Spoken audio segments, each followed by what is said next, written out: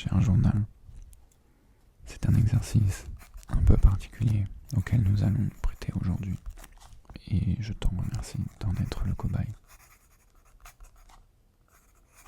En effet, j'ai décidé d'ouvrir une trappe dans notre intimité afin de proposer un nouveau genre de vidéo sur ma chaîne d'ASMR. Celle dont je t'ai déjà fait la présentation sur ces mêmes pages que tu contiens il y a de ça maintenant 10 mois.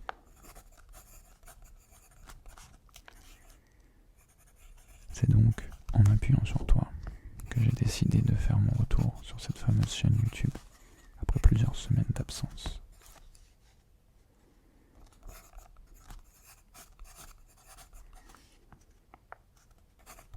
Pour rentrer dans le vif du sujet, je dois d'abord expliquer un changement flagrant qui n'aura certainement pas échappé aux yeux de nos spectateurs et chers abonnés, à savoir le nom de la chaîne. Nairima ASMR est devenu Varco ASMR.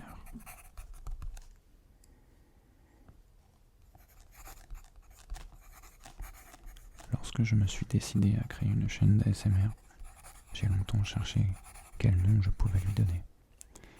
Je regardais les autres comptes pour me donner des idées et de l'inspiration. Ça a été la première problématique qui m'a longtemps fait réfléchir au départ, car l'ancien étudiant que je suis, ayant appris les bases du marketing, savait que le nom pouvait avoir une grande importance, tant sur l'impact visuel qu'auditif. C'est-à-dire que certains noms se retiennent plus facilement que d'autres lorsqu'on les voit ou les entend.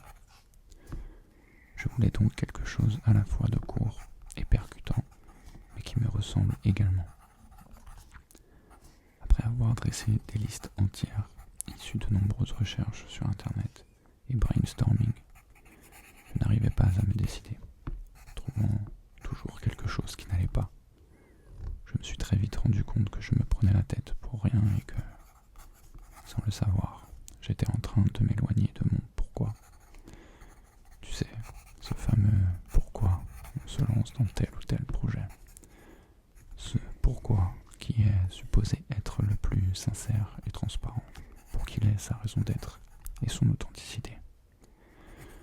Et c'est là clairement ce dont je manquais, d'authenticité. Au lieu de simplement choisir un nom qui me ressemble, je cherchais un nom stratégiquement successful. J'ai donc repris une feuille blanche, écrit les surnoms que j'ai eus de l'enfance jusqu'à maintenant, écrit des noms en rapport avec mon identité, ainsi que quelques mots-clés en rapport avec la ASMR. Et après avoir procédé par élimination, il en est resté Nairima ASMR et Varco ASMR. Nairima est simplement un jeu de mots avec mon nom de famille. Et Varco part du surnom Vico, qui me suit depuis l'année 2014, lorsque j'ai fait ma formation de coach sportif, et qui s'est transformé avec le temps en Varco, suivi de l'acronyme ASMR pour cibler le thème de la chaîne. Ça m'a pris 15 minutes pour choisir ces deux noms qui, cette fois, me ressemblent vraiment, alors que j'avais passé plusieurs heures à chercher un nom qui ne me ressemblait pas. Enfin, si aujourd'hui j'ai changé Nairima pour Varco, c'est juste parce que cette période d'absence m'a fait prendre conscience une nouvelle fois de l'importance de s'écouter au plus profond de soi. C'est donc Varco ASMR qui en est ressorti.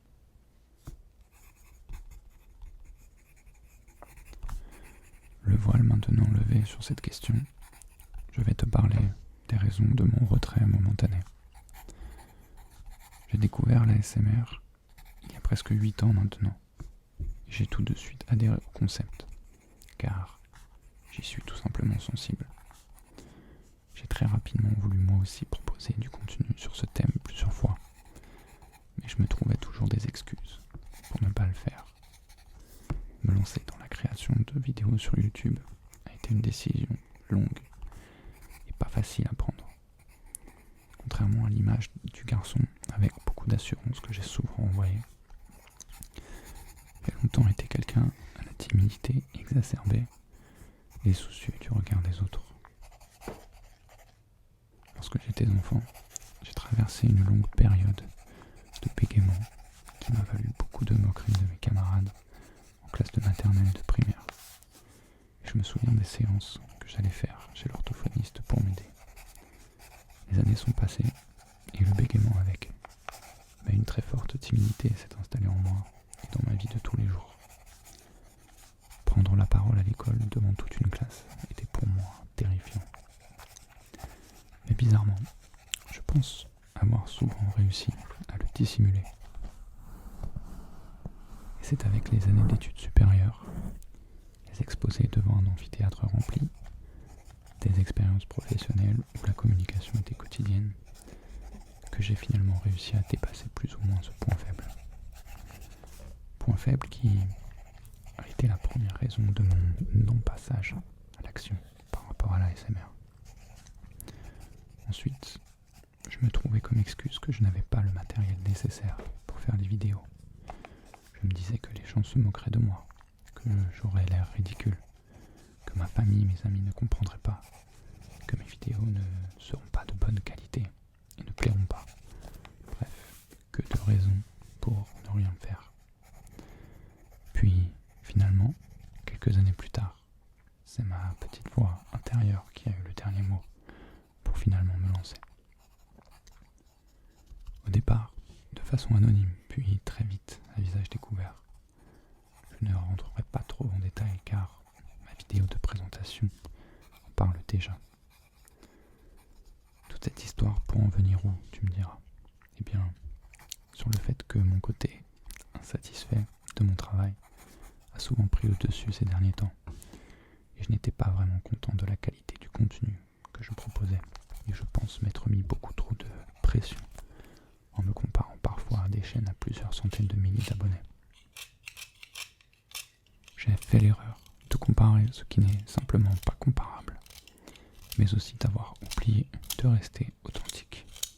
Je me suis tout simplement trop pris au jeu en oubliant qui j'étais. Et puis comme tu le sais, l'ASMR, c'est sur mon temps libre. Et je dis souvent que les journées sont trop courtes. Entre un travail à temps plein qui a été très perturbé ces dernières semaines, et plusieurs activités en dehors, c'est parfois compliqué de tout faire. Et ça, c'est l'histoire de ma vie. Vouloir tout faire en même temps. Je confonds souvent diversification et éparpillement. Je sais, personne n'est parfait.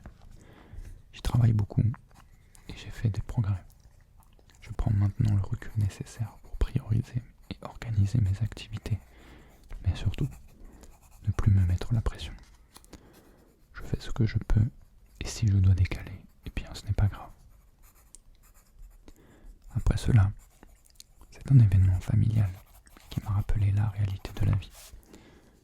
Mais surtout, à quel point le temps passe vite et l'importance de profiter des gens que l'on aime. J'ai dit au revoir à un membre de ma famille ce 26 octobre dernier. Malgré cet événement triste en apparence et la séparation induite par la disparition, j'ai pris conscience qu'il faut simplement accepter les règles de ce jeu qui se sont imposées à nous le jour de notre arrivée dans ce monde et comprendre que, tout comme la partie pile et face d'une même pièce, certaines choses sont indissociables de par leur dualité. J'ai souvent tendance à vouloir tout contrôler, mais la vie est là pour me rappeler ces règles, mais surtout ce qu'il y a de plus important à savoir, juste vivre et être heureux.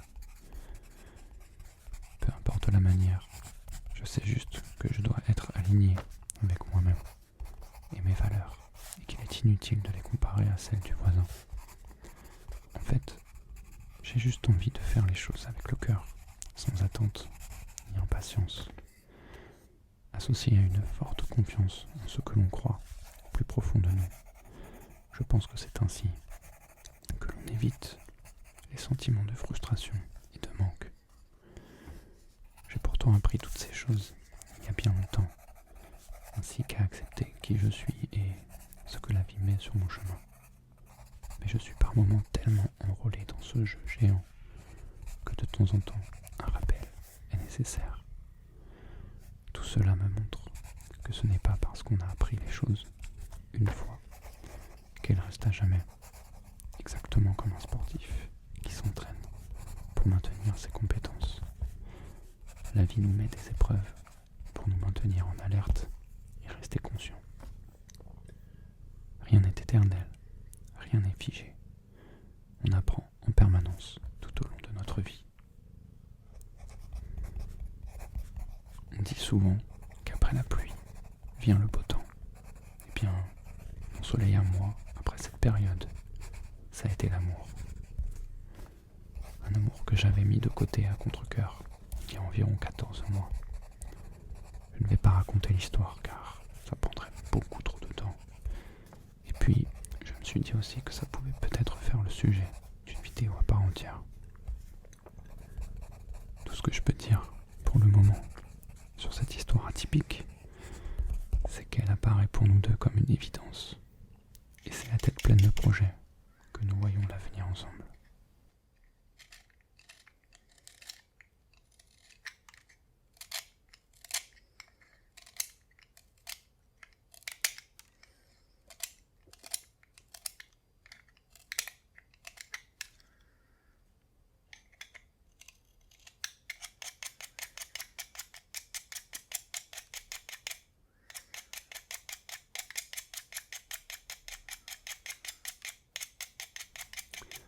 Projets qui, d'ailleurs, ne se sont pas fait attendre très longtemps, puisqu'à la suite de ces retrouvailles, nous avons très rapidement voulu nous installer ensemble. Seulement le souci, c'est que nos lieux de travail respectifs sont assez éloignés, et pour ma part, soumis à un trafic routier très dense, et ni elle ni moi ne voulions perdre du temps dans les bouchons tous les jours. Je t'ai écrit plus haut que j'ai rencontré certaines difficultés dans mon travail dernièrement.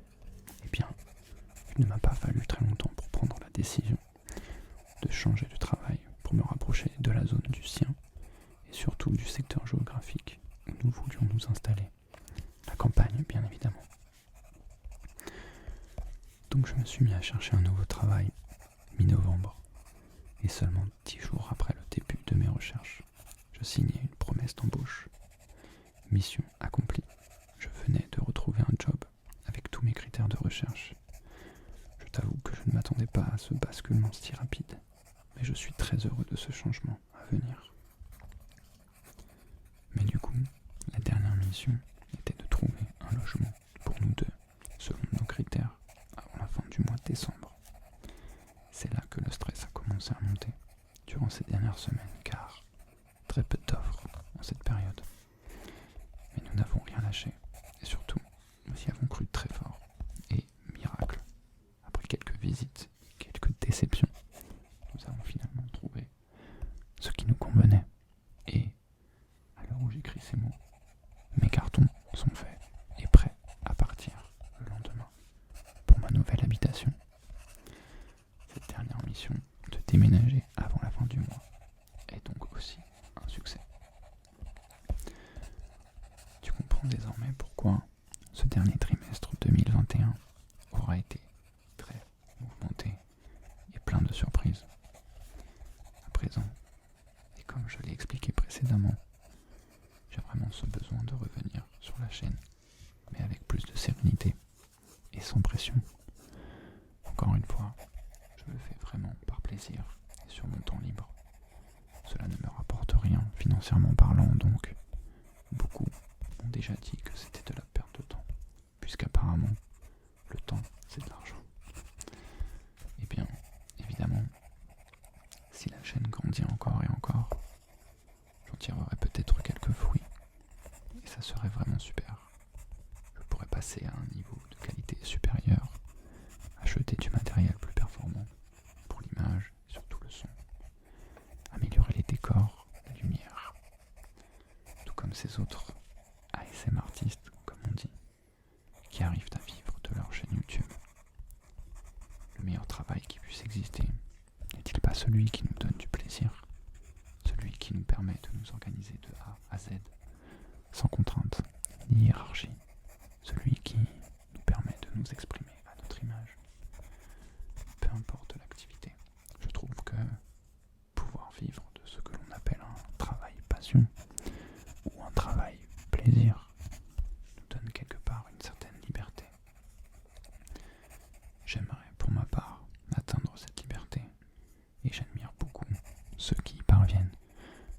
artistes, tous ces passionnés. Et je ne parle évidemment pas que d'ASMR. L'activité en elle-même importe peu finalement. C'est plutôt comment elle nous fait sentir qui compte le plus, selon moi. Alors me revoilà, avec des idées, des envies, des interrogations aussi. Comme je l'ai expliqué dans ma précédente vidéo, j'ai aussi envie de satisfaire les attentes et préférences des abonnés et spectateurs. Les possibilités sont tellement énormes que les choix sont parfois difficiles. Tu te rappelles, je veux tout faire en même temps, au risque de m'éparpiller. Alors, plutôt déclencher en voix, déclencher en bruit, tout en même temps. C'est la raison pour laquelle dans ma précédente vidéo, je sonde un petit peu mon auditoire. La règle numéro 1 reste bien sûr de m'amuser, d'aimer ce que je fais. Mais quand on peut faire plaisir à ceux qui nous font grandir, c'est encore mieux, non? Tu vois, c'est comme les vidéos blabla.